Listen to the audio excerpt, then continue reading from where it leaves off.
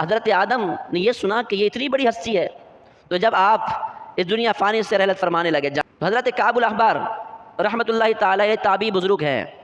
یہ فرماتے ہیں کہ بہت بڑے عالم تھے۔ آپ فرماتے ہیں کہ ایک مرتبہ حضرت آدم نے اپنے بیٹے شیث علیہ السلام کو فرمایا، اے میرے بیٹے، میرے بعد تم ہی اس تخت کے، اس تاج کے حقدار ہو کہ جب بھی اللہ کا ذکر کرنا، اس کے ساتھ ہی محمد صلی اللہ علیہ وسلم کا ذکر ضرور کرنا۔ کیوں؟ فرمایا کہ اس لیے کہ جب میں نے اپنی آنکھ کھولی تو عرش کے پایوں پر ان کا نام لکھا دیکھا، پھر میں آسمانوں کی سیر کرنے لگا تو ہر جگہ میں نے دیکھا کہ محمد صلی اللہ علیہ وسلم کا نام لکھا ہے، پھر اللہ نے مجھے جنت میں ٹھہرایا، وہاں بھی ہر محل پر، ہر کمرے پر، حوروں کی گردنوں پر طوبہ یعنی مایا کہ اس کے ہر پتے پر محمد کا نام دیکھا، سدرۃ المنتہا یعنی آسمانوں کے قریب ایک بیری کا درخت ہے، اس کے ہر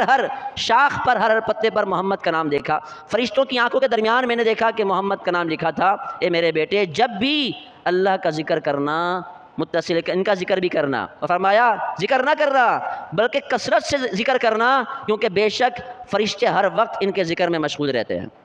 کہ ذکر خدا کرے، ذکر مصطفیٰ نہ کرے، ہمارے منہ میں ہو ایسی زبان خدا نہ کرے۔